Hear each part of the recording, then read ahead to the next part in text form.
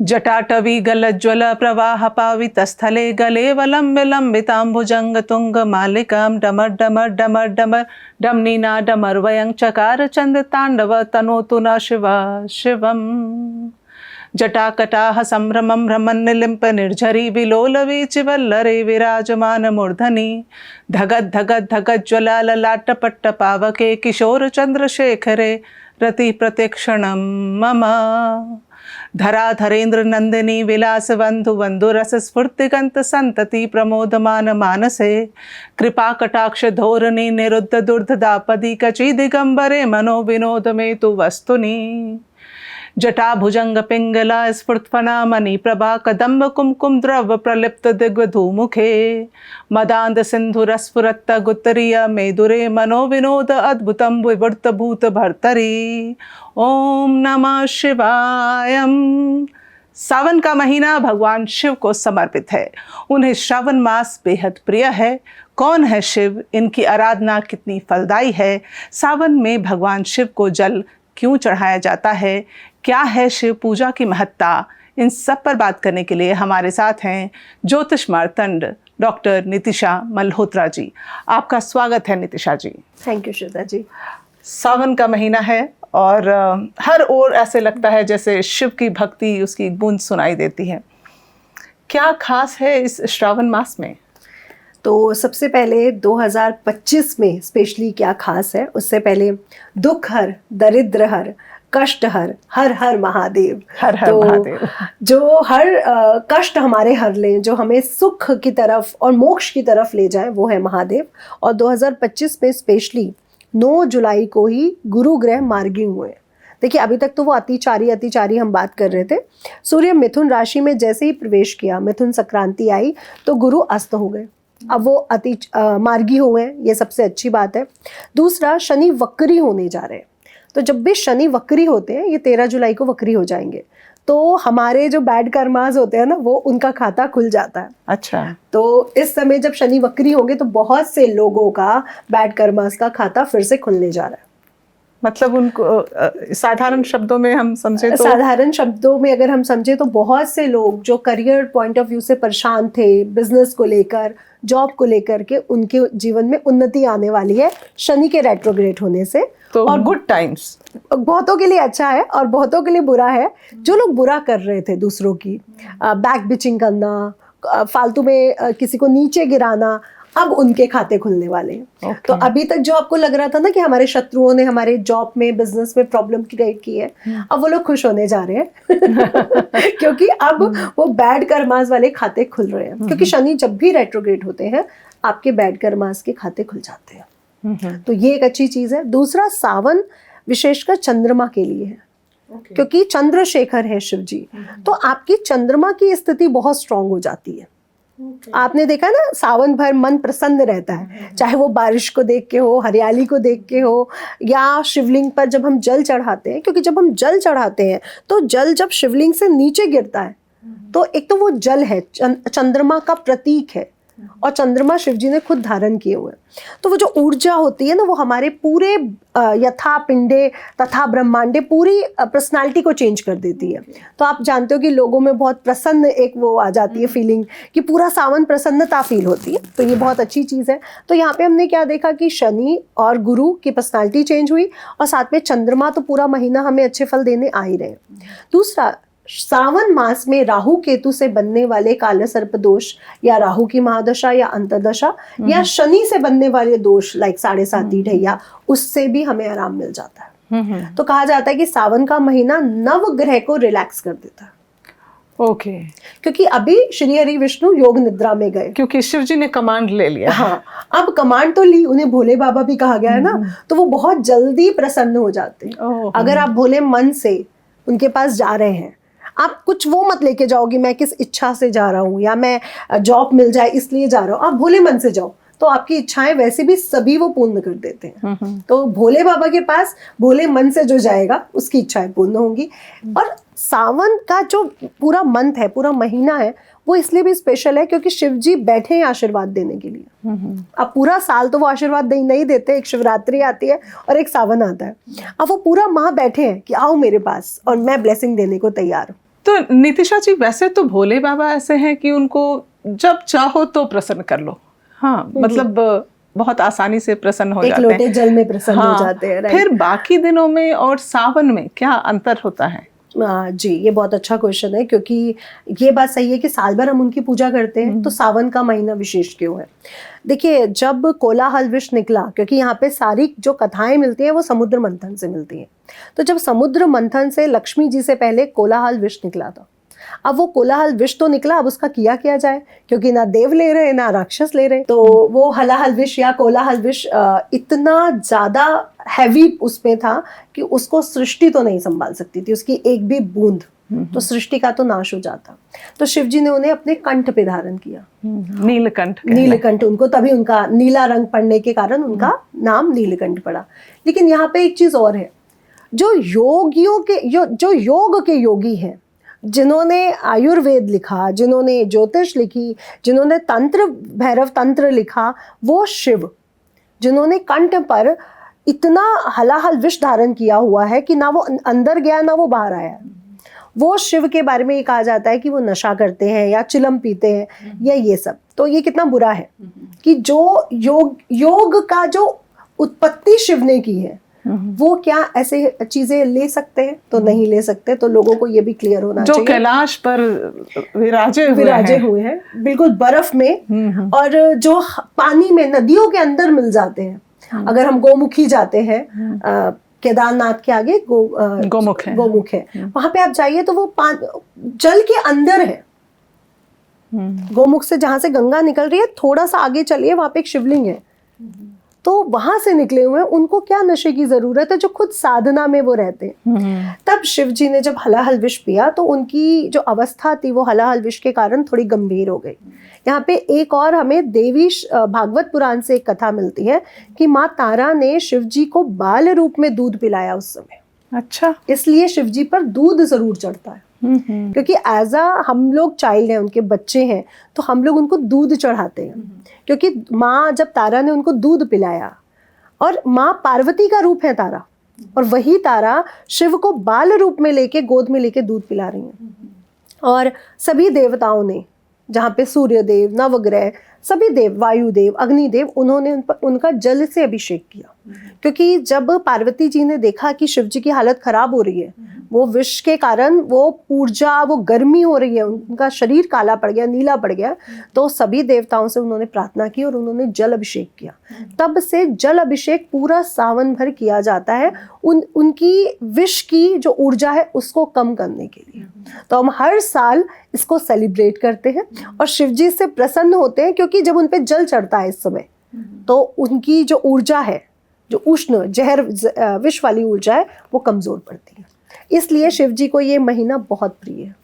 फिर सोमवार जो होता है, सावन के सोमवार की क्या खासियत होती है? क्या उसी दिन जल चढ़ाना चाहिए या किसी भी दिन पूरे सावन में चढ़ा? पूरा सावन चढ़ना चाहिए जल, क्योंकि आप शिव जी की उष्णता को कम कर रहे हो, तो पूरा सावन चढ़ना चाहिए। अब सोमवार की अगर हम बात करें, उस दिन चंद्रदेव एक्टिवेट हो जाते हैं, क्योंकि सोम यानी चंद्र देवता का दिन। तो जो 4 सोमवार हैं वो हमारे मन की शिथिलता को लाते हैं। शिव को शमशानवासी भी कहा गया है, शिव को हिमालय पर्वत पर बैठा कहा गया है। तो शिव जी क्या कर रहे हैं? साधना में है, एकाग्र मन है उनके। अगर आप नाग देवता को देखते हो तो नाग बहुत स्पीड से चलते हैं, यानी हमारा मन बहुत स्पीड से चलता है। हमारे मन में जब निगेटिव थॉट आते हैं तो वो विष की तरह काम करते हैं। तो जो नाग है वो किस बात का सिंबल है कि जो हमारे थॉट है जो बहुत तेज चल रहे हैं उसको कैसे एकाग्र करना है।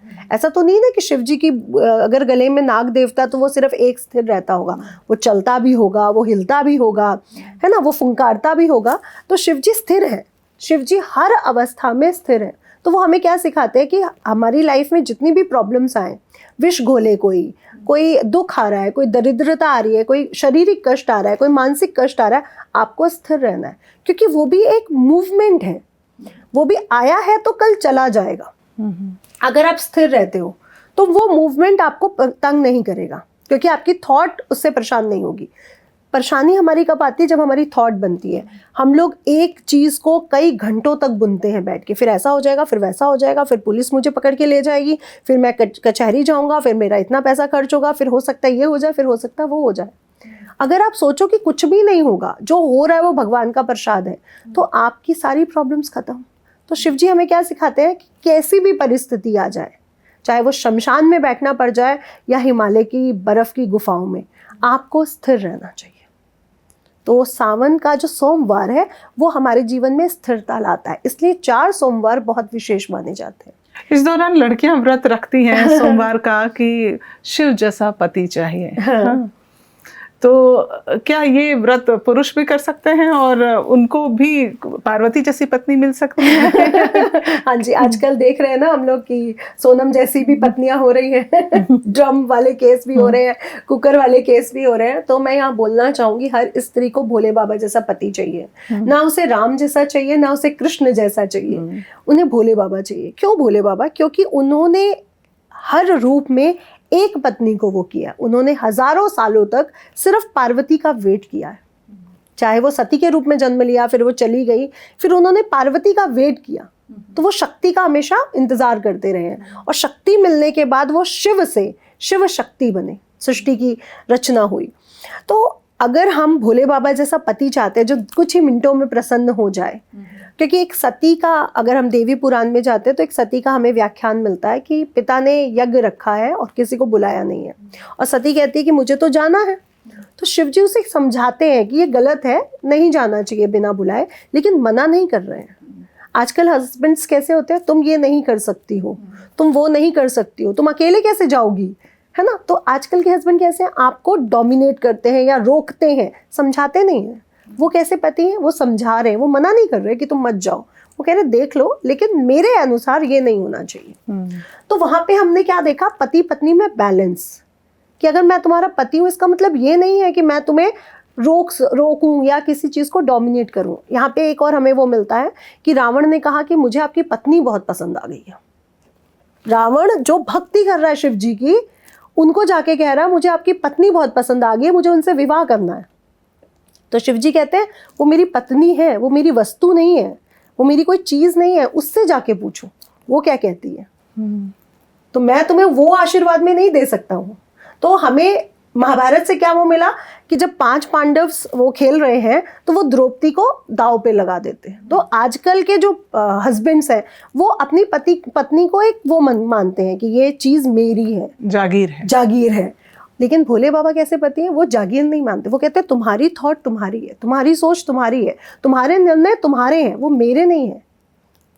तो एक समानता को दर्शाते हैं। तो तभी अर्धांगिनी कहना। हाँ जी, तभी वो शिव शक्ति का मिलन है। हाँ। कि आधा पार्ट तुम हो और आधा पार्ट मैं हूँ। तो आजकल की लड़कियां मांगती तो है भोले बाबा जैसा, लेकिन वो खुद पार्वती नहीं बन सकती। क्योंकि अगर पार्वती को आप देखते हो तो वो है समर्पण। जब पार्वती जी की बारात आई है, शिव जी बारात आई है, तो वो कैसे आए हैं, भूत एकदम पूरे शरीर पे भस्म लगी हुई है, नाग भूत चंडाल आसपास। तो उनकी माता जो मैनावती थी वो तो बेहोश हो गई कि ये कैसे मेरे दामाद हैं। तो आप पार्वती में क्या देख रहे हो, समर्पण, कि वो उस रूप में भी उनको एक्सेप्ट कर रही हैं। शिव कहते हैं तुम मुझे शमशान वासी के रूप में एक्सेप्ट करो, तब मैं तुम्हारे जीवन में आ सकता हूँ। अगर तुम मुझे भैरव के रूप में एक्सेप्ट करती हो, जब वो एक्सेप्ट कर लेती हैं, हाँ आप मेरे जीवन में आओ, मुझे सिर्फ शिव चाहिए, मुझे शिव का कोई रूप नहीं चाहिए, मुझे सिर्फ शिव चाहिए, तब वो आते हैं चंद्रशेखर रूप में, जो उनका सबसे सौम्य और सबसे सुंदर रूप है। तो स्त्रियां अगर पति भोले बाबा जैसा चाहती है तो आपको समर्पित भी होना चाहिए। कुछ भी हो जाए, मेरा पति गरीब है, अमीर है, या किसी भी अवस्था में, मुझे उनके प्रति समर्पित रहना। तो पार्वती से हमें क्या सीखने को मिलता है, माँ से, कि वो समर्पण की देवी है। लाइक मीरा देवी से हमें क्या सीखने को मिला कि मीरा देवी को कहा गया कि ये जो चलनामृत है गिरधर जी का, इसको पी जाओ। तो मीरावती नहीं, मीरा को उसकी दासी कह रही है कि ये विष है, पर मीरा कह रही है नहीं, ये गोवर्धन का चलनामृत है। वो पी जाती है और मरती नहीं है, उसी के भक्ति के डांस कर रही है, भजन गा रही है। तो जो समर्पण है ना, वो भगवान को प्रसन्न कर ले जाता है। तो अगर आप भी पति चाहते हो भोले बाबा जैसा, तो समर्पित होना सीखो। तो शिव जी की कौन से रूप की पूजा होनी चाहिए नितिशा जी? जैसे रुद्र, भैरव, काल भैरव, ये सब क्या है? देखिए शिव जी के 9 जो है अष्ट भैरव रूप हैं, जिसको हम डिवाइड करते हैं तो 64 मिलते हैं हमें, 64 भैरव, क्योंकि 64 योगिनियाँ हैं, 64 माँ के रूप हैं, तो 64 भैरव भी मिलते हैं, जिसमें अष्ट भैरव महत्वपूर्ण है 10 महाशक्तियों के लिए, क्योंकि जहाँ पर शक्ति आएगी उस शक्ति आने से पहले भैरव पहले आएगा, क्षेत्रपाल की तरह। चाहे हम काशी विश्वनाथ देख लें, चाहे हम माँ के हर उस 10 शक्तिपीठ को देख लें, भैरव वहाँ पे पहले हैं। जैसे पीताम्बरा जी के भैरव या कामाख्या जी के भैरव, तो सब जगह भैरव पहले हैं। तो अब अघोरी अगर रूपों को देखते हैं, अघोर रूप को, तो अब आप देखिए कि मैं अगर अपने जीवन में शिव को बुलाना चाहती हूँ तो क्या होगा। सबसे पहले आएंगे वीरभद्र, अघोरी, भूतनाथ। क्यों? क्योंकि हमारी लाइफ में जब भी शिव आता है ना, तो वो हमारी लाइफ को पहले खोलता है कि तुम्हें मुझे स्वीकार करना होगा हर रूप में। हमें कुत्ता नहीं पसंद है, हम लोग कुत्ते को भगाते हैं, मारते हैं, ठीक है। हमें जानवर नहीं पसंद है, कीड़ा नहीं पसंद है, किसी को छिपकली नहीं पसंद है, किसी को अजीब अजीब सी आदतें होती है। शिव कहते हैं ये जो पूरी सृष्टि है ना, ये मेरे से उत्पन्न है और मैं ही इसमें हूँ। यहाँ पे हम शिवोहम का वो देखते हैं कि हमारा जो शरीर है वो शिव है। मैं एक कथा के अनुसार आपको समझाना चाहूँगी कि एक भक्त कहता है, शिव जी मैं आपको बहुत प्यार करता हूँ, लेकिन मैं आपको देखना चाहता हूँ। तो शिव जी उसको स्वप्न में कहते हैं, ठीक है, तुम्हें कल जो बिना सिर का आदमी दिखे उसी में मैं हूँगा। तो वो पुरुष कहता है ठीक है, सपने में। दूसरे दिन पूरा टाइम वो ऐसे पुरुष को या ऐसे इंसान को ढूंढता है जो हेडलेस हो, जिसका सिर नहीं हो। तो उसको तो मिलता नहीं है, बहुत जद्दोजहद करता है, हर जगह ढूंढता है, नहीं मिलता। तो शाम को थक हार के पेड़ के नीचे बैठ जाता है, सिर झुका के। जब हम निराश होते हैं तो हमारा सिर अपने आप झुक जाता है। तो सामने एक परछाई पड़ती है जहाँ पे बॉडी दिख रही है, सिर नहीं दिख रहा है। तो उसको शिव जी का स्वप्न याद आता है, मतलब शिव हमारे अंदर है, कि शिव हमारे अंदर है। हम जैसे उनको देखना चाहेंगे ना, वो हमें वैसे दिखेंगे। तो अगर आप भैरव वीरभद्र की पूजा करते हो या भूतनाथ की पूजा करते हो, क्योंकि जो भोले हैं वो तो आपको भोले मन से ही स्वीकार करेंगे। वहां पे आप लेके जाओ कि मुझे पैसा चाहिए, मुझे नौकरी चाहिए, मुझे पत्नी चाहिए या मुझे पति चाहिए, वो कैसे स्वीकार कर सकते हैं? क्योंकि आप आए हो कुछ मांगने। तो वो आपको सीधा भेजेंगे, जाओ विष्णु जी के पास जाओ, जाओ लक्ष्मी जी के पास जाओ। तो आप देखिए कि जब भी हम शिव के पास जाते हैं तो वो आपको अट्रैक्शन कर देते कान्हा की तरफ, शिव राम की तरफ।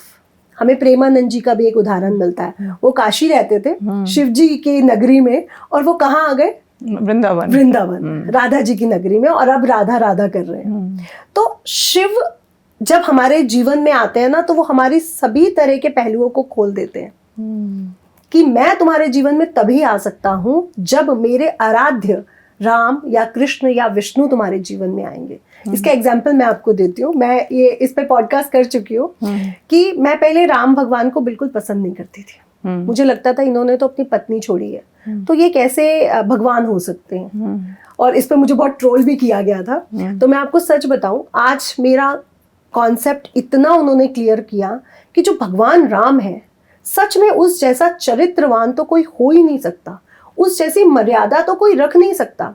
वो खुद भगवान है, लेकिन हनुमान जी से कह रहे हैं कि तुम ना होते ना तो सीता जी का कोई पता नहीं लगाता। वो खुद भगवान है और केवट से कह रहे हैं कि अगर तुम मुझे पाल ना लगाते ना तो मुझे आज कोई पाल ना लगा पाता। वो खुद भगवान है और कैकेयी से कह रहे हैं कि माँ, जो तू बोले, जो तू आदेश करे, मैं वही करूंगा। वो चाहते तो वो क्यों वनवास जाते? तो वो मर्यादाओं को दिखा रहे हैं। वो सीता जी कहती है मुझे स्वर्ण का हिरण चाहिए, तो वो ये नहीं कहते कि जंगल में मैं तुम्हारे लिए उनको सब पता होगा कि वो स्वर्ण का हिरण मारीच है। हाँ, सब पता होते हुए भी वो सीता जी की बात को रख रहे हैं। तो वो मर्यादा पुरुषोत्तम राम है। उन्होंने अपनी मर्यादाओं का उल्लंघन नहीं किया, उन्होंने किसी को छोटा नहीं दिखाया। जैसे हम लोग क्या करते हैं, हम लोग छोटा दिखाते हैं, अरे ये घर तो मैंने बनाया, ये मंदिर तो मैं भगवान जी की मूर्ति लाई, तो उनमें मैं या अहम नहीं है। तो भगवान राम एक ऐसा रूप है जो पूरी तरह से मर्यादित है। तो जब क्योंकि मेरे जो इष्ट हैं वो शिव जी हैं, और मुझे गुरु मंत्र भी जो मिला, जब गुरु मंत्र मिलता है ना, तो गुरु पहले आपसे आपका पसंदीदा भगवान पूछता है। अच्छा, सच बता रही हूँ आपको, ये मुझे पहले नहीं ये कॉन्सेप्ट क्लियर था। तो उन्होंने मुझसे पूछा कि तुम्हें भगवान कौन सा पसंद है, तो मैंने उनको बोला, तो उन्होंने मुझे मंत्र दिया। अब मैं मंत्र पढ़ते पढ़ते काफ़ी साल आगे बढ़ाई, मेरे जीवन में एकदम से राम जी के प्रति, या मैंने रामायण पढ़ ली या मैंने रामचरितमानस पढ़ लिया, उनके प्रति भाव प्रकट होने लगे। वो भाव जो एक भक्त के भगवान के प्रति होते हैं। फिर मुझे समझ में आया कि आज मुझे वो इतने पसंद क्यों आ रहे हैं, क्योंकि मेरे जीवन में शिव जी लाना चाहते थे उन्हें। और शिव जी जब जब आपको पूर्ण करना चाहते हैं, वो आपको लक्ष्मी नारायण के पास जरूर भेजते हैं, क्योंकि शिव जी का एक कॉन्सेप्ट है, जब तक आपकी इच्छाएं पूरी नहीं होंगी ना, आप मोक्ष की तरफ आगे नहीं बढ़ सकते हो। नितिशा जी, तो फिर जो शिव के हम जाप करते हैं 108 बार, उसकी क्या 108 ही क्यों, और क्या उसकी महत्ता है? जी, 108 नंबर जो है वो बहुत विशेष हो जाता है, क्योंकि यहाँ पे हम अगेन चंद्रमा की बात कर रहे हैं। चंद्रमा 22 से 25 दिन के अंदर एक धुरी परिक्रमा को पूर्ण करता है धरती की। और हर एक राशि के 4 चरण होते हैं, 12 राशियों के 4 चरण। तो जब हम 12 राशियों को 4 चरण से डिवाइड करेंगे तो हमें 108 का अंक मिलता है। यानी चंद्रमा धरती की धुरी को पूरा करने में, एक परिक्रमा को पूरी करने में पूरे 108 स्टेप्स चल रहा है।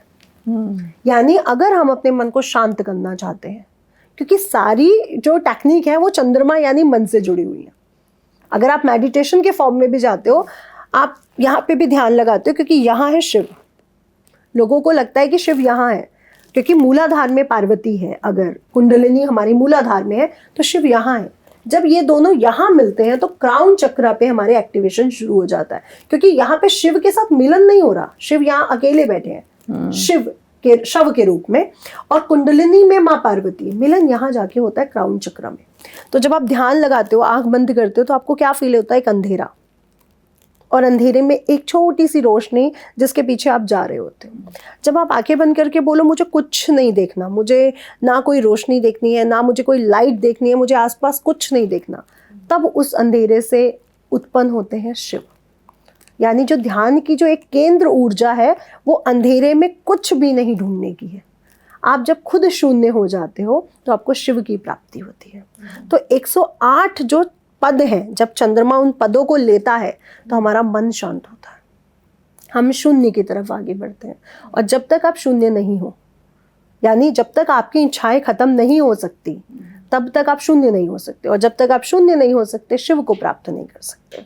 तो मंत्र को जब हम 108 बार पढ़ते हैं, यानी चंद्रमा के 108 चरण को, यानी पदों को, स्टेप्स को काउंट करते हैं कि वो 108 स्टेप्स लेके एक भ्रमण को पूरा कर रहा है। तो वो जब हम एक भ्रमण पूरा करते हैं तो हमारा मन शांत हो जाता है। इसलिए आप कोई भी मंत्र करें, नमः शिवाय, ओम नमः शिवाय, ये बहुत विशेष है। और अगर मैं नमः शिवाय की बात करूं तो ओम तो ध्वनि है, जो ब्रह्मांड की ध्वनि है। नमः शिवाय क्या है? नमः शिवाय है बीज मंत्र। शिव ने शिव पुराण में खुद कहा है कि जो शिवाय जो है वो उसमें मैं खुद हूं। तो जब हम नमः शिवाय पढ़ते हैं तो हम उस देवता को, यानी हम खुद स्वयं शिव जी को बुला रहे होते हैं अपने जीवन में। इसलिए कई लोग कहते हैं लेडीज ओम नमः शिवाय नहीं पढ़ सकती या जेंट्स नहीं पढ़ सकते। मैं आपको क्लियर करूं, लेडीज भी पढ़ सकती हैं, जेंट्स भी पढ़ सकते हैं। वो तो मन साफ है अगर आपका, हाँ, तो कोई भी पढ़ सकता है। क्या है कि ओम ब्रह्मांड की ध्वनि होने के कारण ऊर्जात्मक बहुत ज्यादा है, और जब हम ओम बार बार बोलते हैं तो कहीं ना कहीं स्त्रियों का शरीर पुरुषों के शरीर से कमजोर होता है, क्योंकि वो गर्भ धारण करती हैं। तो जब आप मेंसेस में हो, या आपने जब गर्भ धारण किया हुआ है, या अभी आपका बच्चा जल्दी कुछ ही दिनों में हुआ है, तो आप ओम का उच्चारण मत करिए, क्योंकि ओम की जो ध्वनि है ना वो बहुत सकारात्मक है और ऊर्जावान है। अदरवाइज स्त्रियां भी ओम का उच्चारण कर सकती हैं, सिर्फ तब मत करिए जब आपका शरीर सेंसिटिविटी में होता है, यानी जब संतान हुई, उत्पन्न हुई, कुछ ही दिन हुए, या आप गर्भवती हैं, या फिर आप मासिक चक्र में हैं। अदरवाइज आप लोग ओम का उच्चारण कर सकती हैं, या ओम नमः शिवाय पढ़िए या नमः शिवाय। तो नमः शिवाय क्या है कि जब एक बरगद का या जब आप पीपल का एक बड़ा सा वृक्ष देखते हो तो वो एक बीज से ही तो उत्पन्न होता है। तो नमः शिवाय वो बीज है जो हमें शिव रूपी पीपल या बरगद के पेड़ को दृष्टा की तरह दिखा सकता है। तो जब हम नमः शिवाय पढ़ते रहते हैं तो शिव जी हमारे जीवन में दृष्ट हो जाते हैं, यानी साक्षात्कार हो जाते हैं, जैसे लाइक हम पीपल के या बरगद के वृक्ष को देख रहे हैं। तो बीज मंत्र इसलिए ज्यादा पावरफुल हो जाते हैं। जैसे शिव जी के तो कई मंदिर हैं, लेकिन कुछ एक मंदिर ऐसे हैं नितिशा जी जो जिनके बारे में लोगों को पता ही नहीं।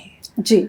ना जाने कहाँ पहाड़ियों पे, ऊंचाई पे, कहाँ छिपा क्या है, कहाँ कहाँ शिव है, कण कण में वैसे शिव है जी। तो उन मंदिरों के बारे में थोड़ा बताइए। जी, सबसे पहले मैं एक मंदिर की बात करना चाहूँगी जहाँ पे कुंडली चढ़ाने से आपके कुंडली के दोष शांत हो जाते हैं, और स्पेशली राहु केतु से संबंधित बड़ी बड़ी कालसर्प या बड़े बड़े पितृ दोष शांत हो जाते हैं। क्योंकि आप देखिए कि सावन में जब हम जल चढ़ाते हैं तो अब क्या होता है, लोग मंदिर में जाते हैं, लोटा उठाते हैं, जल लेते हैं, वहीं से दूध खरीदा, वहीं से फूल खरीदे, वहीं से इत्र खरीदा, वहीं से चंदन, वहीं पे शिव जी को चढ़ा दिया। पहले के लोग क्या करते थे, घर से लोटा लेते थे, अपने घर का जल लेते थे, हर चीज़ की एक प्लेट बनाते थे। मुझे आज भी याद है, मैं बचपन में जब जल चढ़ाने जाती थी तो मेरे माता पिता पूरी सामान लेके जाते थे कि चावल भी घर से लिए, हर चीज़, चंदन भी घर से लिया, क्योंकि मंदिर के बाहर कुछ मिलता ही नहीं था। अब तो सब मिलता है। अब तो सब मिलता है। तो जब हम अपने घर से चीज़ों को ले जाके चढ़ाते हैं ना, तो हमारे घर का वास्तु ठीक होता है, और आपको पता है पितृ प्रसन्न हो जाते हैं। क्योंकि अगर शिव जी की बात की जाए, ये शिव पुराण में हमें मिलता है कि शिव और शक्ति के मिलन पे सृष्टि की रचना हुई। अब सृष्टि को चलाएगा कौन, तो श्री हरि विष्णु की रचना हुई। अब सृष्टि चलाने वाला तो आ गया, पर क्रिएशन नहीं हो रहा, तो ब्रह्मा जी की रचना हो रही है। तो शिव जी ने जब सृष्टि की रचना करी, यानी जब शिव पार्वती का मिलन हुआ, तो पितृ भी तो बने। हमारा सबसे पहले पितृ श्री हरि विष्णु, क्योंकि हमारे पालनहारा है। तो जब हमें पितृ दोष होता है तो आप अपने घर से चीज़ें ले जाके, दूध, पानी, चावल, जो भी आप चढ़ाते हो, वो शिवलिंग पे चढ़ाने लग जाओ। लोगों को पितृ दोष की प्रॉब्लम है, हर कुंडली में देखने को मिलता है। आप एक साल में सिर्फ सावन का 1 महीना ही तो करोगे ये उपाय, आपका पितृ दोष अपने आप शांत हो जाएगा। जो लोग नहीं करते हैं, क्योंकि लोगों को लगता है दूध गिर जाएगा, पानी गिर जाएगा। नहीं, कुछ नहीं गिरेगा। आप पैदल जाओ। जब पैदल हम जाते हैं ना, तो हमारे पैरों में छाले पड़ते हैं, चोट लगती है, हमारे जो कई जन्मों के जो कर्म है वो समाप्त हो जाते हैं। आज हम बड़ी अच्छी सी चप्पल, शू पहन के जाते हैं, या देखिए आप वैष्णो देवी जाने में लोग कितना डरने लगे, बहुत चढ़ाई होती है, बहुत थक जाते हैं, है ना। या केदारनाथ कैसे जाएं, हेलीकॉप्टर की टिकट नहीं मिल रही है। या वृंदावन अगर हम जाते हैं तो सिर्फ दर्शन करके आ जाते हैं, बाकी बिहारी जी के गोवर्धन यात्रा करते ही नहीं है। तो जब आप यात्रा करते हो ना भाव के साथ, तो जो हमारे पैरों में चोटें लगती हैं, जो छाले पड़ते हैं, या जो थकावट होती है, या जो पसीना आता है, उससे हमारे कई जन्मों के कर्म अपने आप समाप्त होते हैं। इसीलिए भगवान इतनी दूर बैठे हैं। वो शहरों में भी तो बैठ सकते थे काशी विश्वनाथ की तरह, तो कि मेरे भक्त आएंगे। ये कहाँ है ये मंदिर? ये है आपके बेंगलुरु के आगे एक जगह है, कालाहस्ती टेम्पल। अगर आपको राहु से संबंधित या पितृ दोष से संबंधित या कुंडली से संबंधित कोई भी दोष है, तो आप अपनी कुंडली का प्रिंट आउट निकलवाओ और उस मंदिर में जाके अर्पित करके आ जाओ। आपको राहु दोष, काले सर्प दोष, नाग दोष और पितृ दोष से मुक्ति मिल जाएगी। वैसे काल सर्प दोष के लिए तो लोग त्र्यंबकेश्वर जाते हैं। जी हाँ। देखिए, काले सर्प दोष के लिए सिर्फ 2 ही मंदिर लिखे गए हैं शास्त्रों में। सबसे पहला विशेष मंदिर त्र्यंबकेश्वर मंदिर। त्र्यंबकेश्वर मंदिर के लिए तो कहा गया कि उसके कितने किलोमीटर क्षेत्र में भी आप चले जाओ ना, तो आपको काले सर्प दोष तंग ही नहीं कर सकता। क्यों? क्योंकि त्र्यंबकेश्वर मंदिर में 3 पिंडी है, ब्रह्मा, विष्णु, महेश। ये देव है, नॉट भगवान, ये देव है, सृष्टि को चलाने वाले मंत्री हैं, मैनेजमेंट है। अब इनसे ऊपर देवों के देव महादेव, जो खुद भगवान शिव है। तो यहाँ पे 3 पिंडियों के साथ एक शिवलिंग है, यानी 3 महादेवों के साथ खुद शिव जी विराजमान है।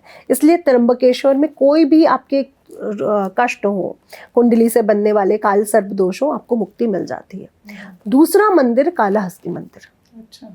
ये एक छोटा सा गांव है, लेकिन बहुत सुंदर मंदिर है, और इतना अच्छा मंदिर है कि आप उस मंदिर के अंदर घुसोगे ना, तो काल यानी आयु, मृत्यु, यम, और हस्ती मतलब हाथी। तो हमें यहाँ पे वो क्या मिलता है कि जब ऋषि मार्तंड जो हुए, उनके जन्म से पहले उनके माता पिता को संतान उत्पन्न नहीं हो रही थी। तो उन्होंने शिव जी की भक्ति करी और उन्होंने कहा कि मुझे एक संतान चाहिए। तो शिव जी प्रसन्न हुए, क्योंकि वो भोले भंडारी है, वो तो असुरों से भी प्रसन्न हो जाते हैं।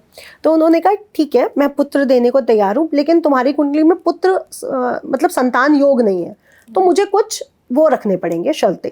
तो वो बोले कि रखिए। तो वो बोले कि एक पुत्र दूंगा जो 16 साल तक जिएगा, उसके बाद उसकी मृत्यु हो जाएगी, लेकिन वो ज्ञानी होगा। या फिर एक ऐसा पुत्र जिसमें बुद्धि नहीं है लेकिन उसकी आयु 100 वर्ष होगी। तो वो ऋषि और उनकी पत्नी ने बात की कि एक मंद बुद्धि पुत्र लेने से जो 100 साल की आयु जिए, उससे अच्छा है कि 16 साल का पुत्र हो और पूर्ण बुद्धि के साथ हो, यानी ज्ञान के साथ हो। तो उन्होंने कहा मुझे एक ऐसा पुत्र चाहिए जो 16 साल की आयु में भले ही चला जाए लेकिन उसमें ज्ञान बहुत हो, क्योंकि ऋषि है ना, ऋषि तो ज्ञान की बातें करेंगे। तो शिव जी ने कहा तथास्तु। अब उनके घर में मार्तंड ऋषि पैदा हुए। अच्छा। जिन्होंने पैदा होते ही जिन्हें सभी वेदों का, पुराणों के वो ज्ञाता रहे। और वेद पुराण निकले कहाँ से? खुद शिव जी ने ही तो उनको उत्पन्न किया है।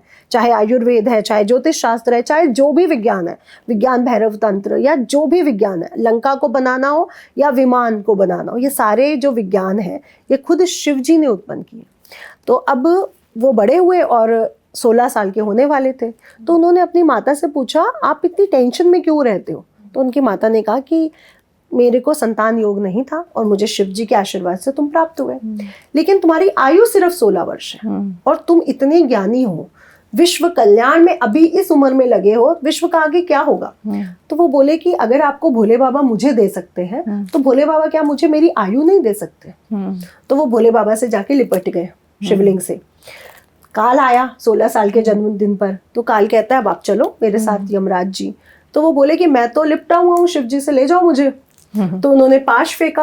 अब पाश में तो शिवलिंग भी आ गए और वो ऋषि मार्तंड भी आ गए। तो शिव जी उत्पन्न हुए कि तुम मुझ पे पाश फेंक रहे हो, जो कालों का काल महाकाल है, तुम मुझ पे कैसे पाश फेंक सकते हो?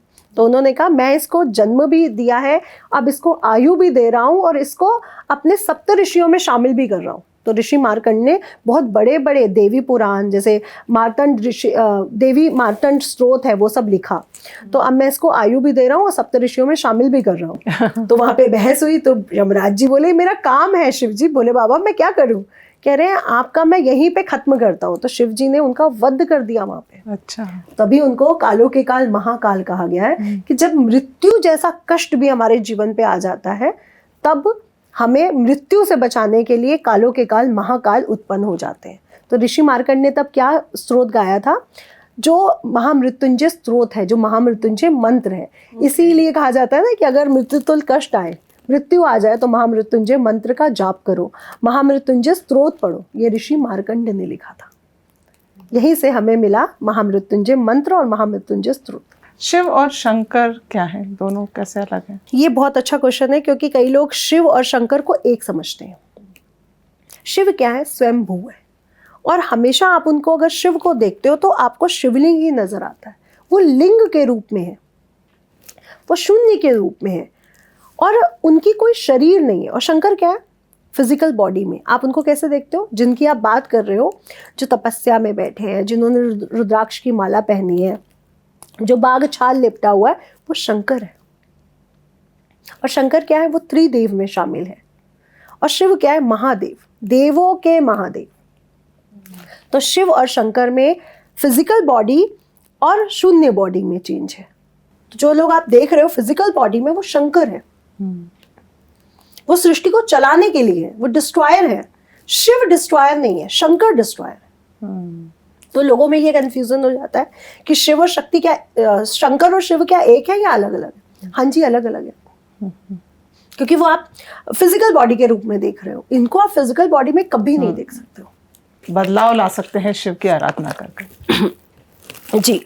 तो जब हमारे जीवन में शिव आते हैं तो हमें क्या लगता है कि जब हमारे जीवन में शिव आएंगे तो वो या तो शिवलिंग के रूप में आएंगे, या रुद्राक्ष की माला पहनी होगी, जटाओं में गंगा होगी, हाथ में त्रिशूल होगा, एक डमरू होगा, वैसे आएंगे। ये गलत धारणा है, क्योंकि भगवान शिव जिसकी भी जीवन में आएंगे, सबसे पहले वो आएंगे वीरभद्र के रूप में, वो आएंगे भूतनाथ के रूप में, वो आएंगे रुद्र रूप में।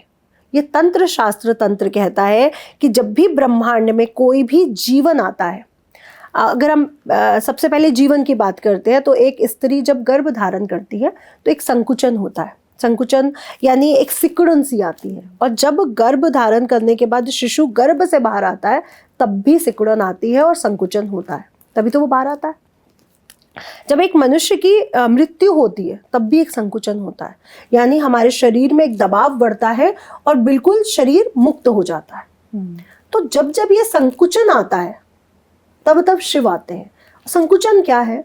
जब तक हमारे जीवन में मोक्ष आने वाला होगा उससे पहले वीरभद्र जरूर आएगा। अगेन थोड़ी देर पहले मैंने आपसे बात की थी कि जब हम साधना में जाते हैं तो पहले कष्ट आते हैं, हमारी नदी को पहले साफ किया जाता है, उसमें से गंदगी को बाहर निकाला जाता है शुद्धिकरण के लिए। तो शिव जी कभी भी किसी के जीवन में पहले आ ही नहीं सकते। आप जब भी शिव जी की तरफ जाओगे ना, या तो आपके जीवन में कष्ट आएगा, या तो अगर वो आपसे प्रसन्न है तो वो आपको सीधा राम जी की तरफ, लक्ष्मी जी की तरफ, दुर्गा जी की तरफ, गणेश जी की तरफ या कृष्णा जी की तरफ डाइवर्ट कर देंगे। क्योंकि वो कहेंगे कि अगर तुम्हें मोक्ष पाना है तो तुम्हें शून्य होके, खाली होके ही मेरे पास आना है। अगर तुम्हें पैसा चाहिए तो जाओ ना लक्ष्मी जी के पास, वो मेरी बहन है, वो तुम्हें धन देंगी। अगर तुम्हें जॉब चाहिए, तुम्हें सब कुछ चाहिए तो जाओ ना विष्णु की तरफ। अगर तुम्हें कान्हा जी जैसा एक वो कहते हैं ना रास रचैया चाहिए, जो हर तरह से रास रच रहे हैं और महाभारत में के युद्ध में पांडवास जीत रहे हैं, तो जाओ ना कृष्ण जी की तरफ। हम लोग कहते हैं ना हम साम दाम दंड भेद हमें जीतना है, तो जाओ ना कान्हा जी की साइड। आपको साम दाम दंड भेद वो जीतने की वो सिखाते हैं कि जब द्रोणाचार्य जी का या अश्वत्थामा का वो सब किया गया, तब कृष्ण ने क्या किया कि जब कर्ण को मारना था तो सूर्य को अस्त कर दिया। तो अगर आपको छलिया बनना है तो शिव जी जैसा बनो, सॉरी कृष्ण जी जैसा बनो। अब यहाँ पे एक चीज और कॉन्सेप्ट आता है कि कृष्ण जी की बहुत गोपियां हैं। आप लोग, बहुत सारे लोग बातें करेंगे कृष्ण जी की बहुत गोपियां हैं। पहले तो सनातन धर्म में इस चीज को क्लियर करो, क्योंकि गोपी रूप में आया कौन है? खुद शिव आए हैं कृष्ण जी से रास खेलने गोपेश्वर महादेव के रूप में। अगर आज भी आप वृंदावन जाते हो तो गोपेश्वर महादेव का मंदिर है, क्योंकि शिव जी खुद लाखों स्त्रियों का रूप धारण करके एज अ गोपी बन के उनके साथ रासलीला खेलने आए। तो वहां पे स्त्रियों के साथ वो रासलीला नहीं खेल रहे हैं, वो गोपियों के साथ नहीं खेल रहे, वो खुद शिव के साथ खेल रहे हैं, क्योंकि शिव के आराध्य देव हैं। और अगर अपने प्रभु के साथ आपको रासलीला खेलने का चांस मिल जाए तो आप तो अपने हर एक रोम रोम से एक नितिशा पैदा कर लोगे, है कि नहीं है? तो शिव को जब कृष्ण जी का वो रूप दिखा कि अब मैं इनके साथ रासलीला खेल सकता हूँ, तो वो गोपेश्वर महादेव के रूप में उत्पन्न हुए। तो आप लोग भी जब भी वृंदावन जाओ, मैं ज़रूर कहूँगी गोपेश्वर महादेव ज़रूर जाओ। गोपेश्वर महादेव एक ऐसा मंदिर है जो शिव जी का बहुत प्रसन्न होने वाला मंदिर है, और अगर आप सावन में इस मंदिर की दर्शन करते हो तो आपको शिव जी की असीम कृपा मिलती है, क्योंकि कृष्ण जी बहुत ज़्यादा प्रसन्न हो जाते हैं। और यहाँ पे कृष्ण और राम और शिव दोनों ही प्रसन्न होकर भक्तों को मनचाहा वरदान देते हैं।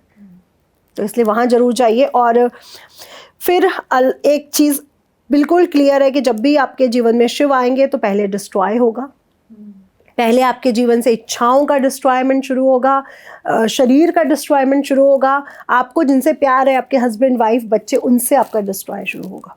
फिर आपके जीवन में शिव आएंगे, यानी शून्यता आएगी। तो शिव किसी के जीवन में ऐसे नहीं आते। और वीरभद्र की पूजा सबको करनी चाहिए, जो अष्ट भैरव है उनकी पूजा सबको करनी चाहिए, क्योंकि भोले बाबा को एक्सेप्ट आप नहीं कर सकते, क्योंकि हमारे मन में जैसे जैसे उम्र बढ़ती है ना, वैसे वैसे इच्छाएं और वैसे वैसे जलन और ईर्ष्या भी बढ़ती है।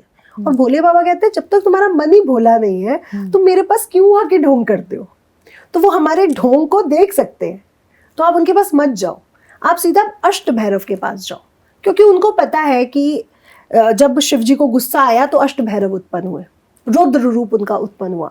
तो हमारे में ईर्ष्या भी है, हमारे में क्रोध भी है, हमारे में तृष्णा भी है, तो आप सीधा उनके पास जाओ, क्योंकि उनको पता है कि आप किस लिए आए हो, आपकी इच्छा क्या है, आप किस चीज को डिस्ट्रॉय करना चाहते हो और किस चीज को प्राप्त करना चाहते हो। भोले बाबा आपको कुछ भी नहीं दे सकते, वो सिर्फ उसको दे सकते हैं जो भोले मन से जाता है। यहाँ पे एक कथा आपको स्टोरी सुनाऊंगी। एक बुढ़ी सी महिला है, ये सच में रियल स्टोरी है, और वो एक किसी गांव में शिव जी की उपासना करती थी, और कहते हैं कि वो शिव जी से साक्षात बात करती थी। वो इतनी बड़ी भक्त थी शिव जी की कि उनसे बात करती थी, और कहा जाता है कि उन्होंने आज तक अन्न नहीं खाया। सिर्फ उनके साथ क्या कथा जुड़ी कि वो इतनी भोली थी कि वो जो बोलती थी ना वो हो जाता था। उनके पास जो भी भक्त जाता था ना, तो वो जब कुछ बोलता था कि माँ मुझे ये चाहिए, तो माँ, वो बुढ़ी महिला कहती थी मिल जाएगा, हो जाएगा, तू परेशान मत हो। क्योंकि जब आप भोले होते हो ना, तो आपसे दूसरे का दुख नहीं देखा जाता, आप में दया आ जाती है, तो आप कहते हो जाएगा तेरा काम, तू परेशान मत हो। तो वो भोले बाबा, जो उसकी कुंडली में नहीं भी लिखा होता था, वो सिर्फ महिला बोल रही है, वो उसको दे देते थे। और ये बात लिखी गई है किताबों में कि उस महिला के पास जो जो गया उसकी हर इच्छा पूरी हुई, क्योंकि वो कुछ चाहती नहीं थी शिव से, वो शून्य थी, भोली थी। वो सिर्फ भोलेपन में कह देती थी जा तेरा काम हो जाए, जा तुझे ये मिल जाए, तू रो मत। वो लोगों के षड्यंत्र वाले दिल को नहीं देखती थी, इसलिए उनके काम हो जाते थे। तो ये है भक्ति। तो नितिशा जी, आपने जितनी खूबसूरती से ये पूरी बात बताई कि सावन का महत्व क्या है और शिव की महिमा कितनी अपार है, आपका बहुत बहुत शुक्रिया, आप हमारे स्टूडियो में आई। Thank you so much. Thank you Shweta ji.